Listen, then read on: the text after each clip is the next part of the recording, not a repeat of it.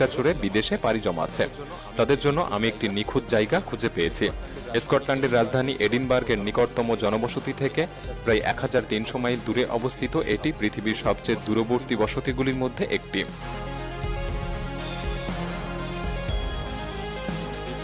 দ্বীপটিতে প্রায় 270 জন লোক বাস করে এবং আটলান্টিক মহাসাগরের এই রুক্ষ সমুদ্রে এই স্থানে পৌঁছাতে প্রায় 2 সপ্তাহ সময় লাগে।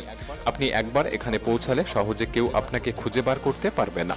তবে সমস্যা হলো আপনি চাইলে যখন তখন বাড়ি ফিরতে পারবেন না, এবং যদি নির্দিষ্ট সময়ে নির্দিষ্ট ফেরি আপনি মিস করে ফেলেন তাহলে পরবর্তী ফেরির জন্য আপনাকে 1 বছরের জন্য অপেক্ষা করতে হতে পারে।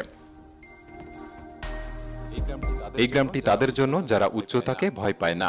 দক্ষিণ পশ্চিম চীনে অবস্থিত এই 2 শতাব্দীর পুরনো বসতিটি 2600 ফুট উঁচু পাহাড়ের উপরে অবস্থিত। নামার একমাত্র উপায় হলো একটি অনিশ্চিত 2 ঘন্টার যাত্রা কাঠের সিঁড়ি দিয়ে। একটু চিন্তা